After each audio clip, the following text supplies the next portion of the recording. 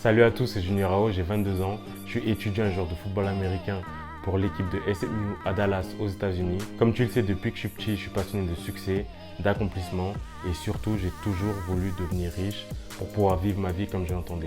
Ça a été très compliqué pour moi d'évoluer parce que je viens d'un petit quartier d'une petite ville du sud de la France, la ville de Nice. Mais aujourd'hui, j'ai un diplôme d'études supérieures d'une école réputée ici aux États-Unis. Je continue mes études et ça se passe bien. Et surtout, j'évolue au football américain dans l'un des meilleurs niveaux au monde. Parce que j'ai découvert, étudié et appliqué certaines choses que j'ai partagées avec toi.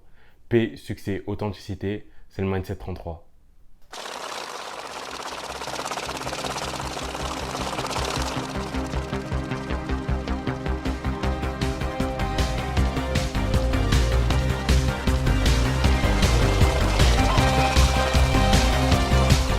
Aujourd'hui, on va parler du processus, d'où le titre de l'épisode Pythagore.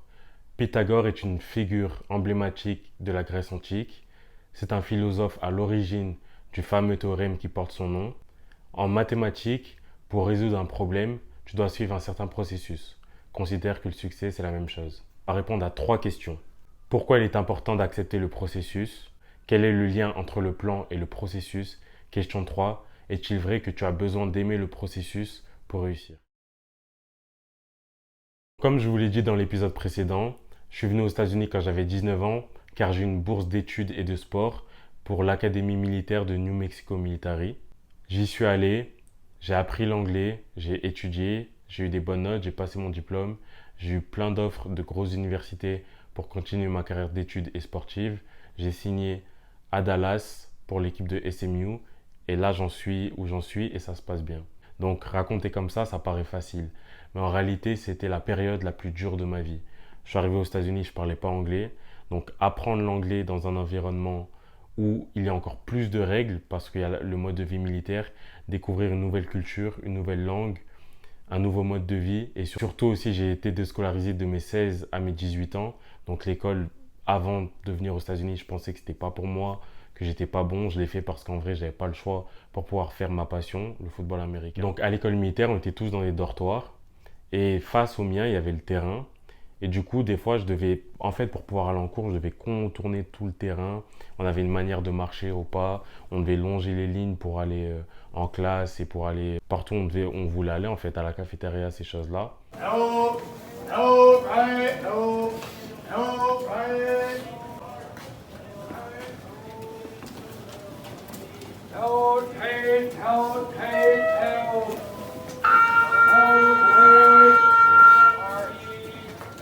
Et le soir, quand les lumières étaient éteintes et tout, et je devais rentrer dans ma chambre, je courais en cachette sur le terrain pour pouvoir aller à ma chambre sans faire tout le tour. Et du coup, ce qui était marrant, c'est qu'il y avait les sergents avec leurs lumières qui vérifiaient que personne n'était sur le terrain. Pour rentrer dans ma chambre, je regardais le ciel et je demandais à Dieu de m'aider. Je ne savais pas ce que je faisais là. Je priais, je demandais pourquoi je dois passer par tout ça pour juste pouvoir jouer au foot en fait. Et donc du coup, c'était tellement dur pour moi. Je disais, j'en ai marre d'aller en cours et de me ridiculiser. Je comprends même pas ce que les gens ils disent. La plupart des gens ils me parlent pas parce que normal, vous comprenez pas. J'ai besoin d'aide. Et en fait, c'est devenu plus facile pour moi quand j'ai commencé à accepter le processus et quand j'ai commencé à lui faire confiance. C'est là que j'ai eu des résultats. Et c'est là aussi que j'ai pu apercevoir les détails. Un détail qui m'a prouvé que je devais rester, c'est j'avais un livre préféré que j'ai lu en France avant de partir qui s'appelle L'Alchimiste. Pour apprendre l'anglais, j'ai étudié ce livre que je connaissais déjà par cœur en vrai. Donc même si il était en anglais et au début je comprenais rien quand je lisais, j'arrivais à comprendre certains mots forcément et du coup j'avais des bonnes notes parce que je retraçais l'histoire parce que je la connaissais déjà vu que c'est mon livre préféré. En fait, juste ce truc et ce livre, ça m'a permis d'accepter le processus et de plus en plus de y faire confiance. Les minutes, pour moi, au début, c'était des jours, et les jours, c'était des mois, et ainsi de suite. Et là, les choses, elles sont passées beaucoup plus tranquillement, et c'est là vraiment que ça a explosé, que j'ai commencé à vraiment dominer sur le terrain, et que j'ai eu des grosses phases de progression avec l'anglais, le système militaire. J'ai commencé à savoir, on va dire, vivre avec, et j'ai commencé à savoir contourner les choses qui étaient pour moi inutile. Donc c'est là que j'ai commencé à m'en sortir. Et tout ça au final parce que j'ai accepté le processus et j'ai commencé à lui faire confiance. Bien que tu dois faire confiance au processus, que tu dois l'accepter et que tu dois sourire face aux épreuves parce que au final, en faisant confiance au processus, tu vas voir que ça va faire que te renforcer et que tu vas évoluer. Tu dois avoir un plan pour les affronter. Parce que si tu n'as pas de plan, mais juste tu fais confiance, tu vas te faire démonter, tu vas être encore dans une situation où tu subis et ça ne va pas se passer comme tu veux. Il faut savoir que ces épreuves, elles n'ont pas de scrupules, elles n'ont pas d'a priori, elles n'ont pas de timing, elles viennent n'importe comment et que les gens non plus n'ont pas de scrupules en réalité. Donc si tu veux réussir, il va falloir que tu aies un plan pour sortir victorieux de cette situation. Face à ces épreuves et face à ces personnes, j'ai appris contre mon gré qu'être gentil ou naïf dans la vie et en business, en affaires ou dans tout ce que tu fais, c'est pas tout le temps une bonne chose et au contraire, ça peut être un défaut. Les problèmes qui ont été face à moi, quand je vous dis les gens n'ont pas de scrupules, ça a été mon advisor, donc la personne qui devait me conseiller pour que je puisse passer mon diplôme au plus vite. J'étais là-bas normalement pour 2 ans, j'ai fait les choses bien, j'ai réussi à passer mon diplôme en 1 an et demi. Du coup, m'économiser une saison que j'allais faire de plus là-bas de football américain. Cet advisor, il a tout fait pour que je sois là-bas même pour 3 ou 4 ans. Comme il a fait à plein de gars, parce que les gars, ils faisaient juste confiance, ils n'avaient pas de plan. Et donc pour ça, il a ajouté des cours dont j'avais pas besoin. Il a dit tel cours que tu as fait, c'est pas accepté. Ils ont fait toutes les choses possibles parce qu'au final, quand j'ai montré que j'étais un bon joueur et même le meilleur joueur, bah forcément, les coachs, ils veulent te garder. Ne faites pas juste confiance. Ayez un plan.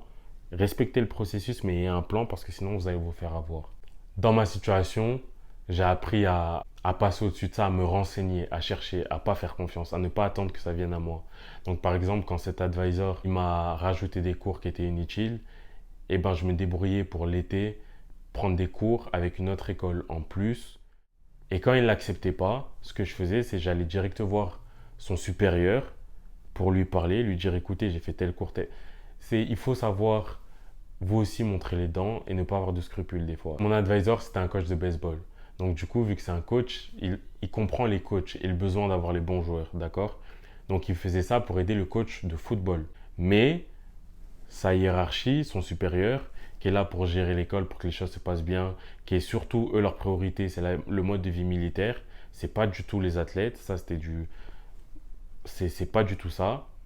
Donc du coup, moi, j'allais voir son supérieur, qu'il perde son job parce que je suis allé voir son supérieur, parce que lui, il essaye de me la mettre à l'envers, c'est pas mon problème. S'il montre les dents, il faut savoir montrer les dents. C'est aussi simple que ça. Ayez un plan. En affaires, le business plan permet de structurer le projet de l'entrepreneur et l'aider à prendre des décisions. Plus on prend de l'âge, plus les décisions qu'on va devoir prendre, elles vont être compliquées parce que les conséquences, elles vont prendre du poids. Tu as déjà dû entendre cette fameuse phrase « You need to love the process ». Pour moi, en réalité, tant que tu es professionnel, tu peux réussir que tu aimes ou pas le processus.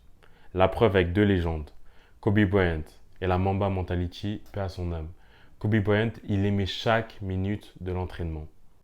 Pour lui, le vrai succès, c'était le processus. C'était quand personne ne le regardait, il était là à s'entraîner à 3 heures du matin pendant que tout le monde dormait. Pour lui, c'était ça le succès. Une autre légende, Mohamed Ali, il a dit « J'ai détesté chaque minute d'entraînement, mais je me suis dit n'abandonne pas, encaisse, souffre et vis le reste de ta vie comme un champion. » Parce que lui, il n'aimait pas du tout l'entraînement.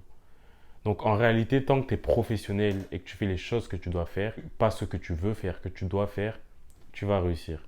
Quand les choses sont dures, c'est normal de ne pas aimer. On a parlé de ça dans l'épisode d'avant. L'être humain, il est naturellement attiré par le confort, on le sait. Donc c'est normal de ne pas aimer les choses. Si tu aimes tout ce que tu fais dans ton processus pour réussir, tant mieux. Si tu aimes la galère, mais si tu les aimes pas, te dis pas que tu vas forcément échouer parce que c'est pas le cas. La preuve avec Mohamed Ali. Par contre, tu dois utiliser cette fameuse phrase « tu as besoin d'aimer le processus que tu fais » comme un placebo. Tu peux pas être là et te dire « ah, je déteste ce que je fais tous les matins quand tu dois te lever, aller courir, aller pousser ou aller travailler ». Si tu as choisi ce que tu veux faire, tu dois te faire croire que tu aimes ce que tu fais, au moins. Ton cerveau, tu peux lui mentir. Tu peux blaguer ton cerveau. D'accord? Tu as déjà remarqué que des fois, tu dois aller t'entraîner, tu n'as pas envie et dès que tu y es, ben, ça va tout seul. Et ben, c'est la même chose. Quand je vais m'entraîner et je me lève à 4 heures du matin, au fond, j'aime pas ça, d'aller m'entraîner, me faire gueuler dessus par mes coachs à 4 heures du matin, ensuite enchaîner avec les cours. Dans d'autres épisodes, je vous expliquerai plus en détail mon emploi du temps et vous allez comprendre.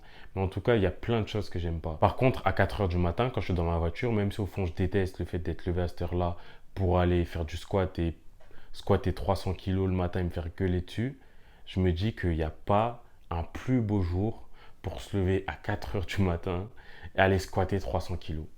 Et que tout le monde voudrait être à ma place. Tu peux mentir à ton cerveau. Donc non, tu n'as pas besoin d'aimer le processus, mais tu dois utiliser cette phrase comme un placebo. Mets de l'amour dans ce que tu fais. Fais au moins comme si tu l'aimais pour arriver où tu vas arriver. Mais au fond, tant que tu es professionnel, tu vas réussir. Il est important d'accepter le processus et de lui faire confiance parce que ça va te permettre de faire passer le temps plus vite et tu vas pouvoir faire attention aux détails. Le lien entre le plan et le processus, c'est que le processus, c'est comme le chemin que tu dois emprunter pour arriver à une certaine destination.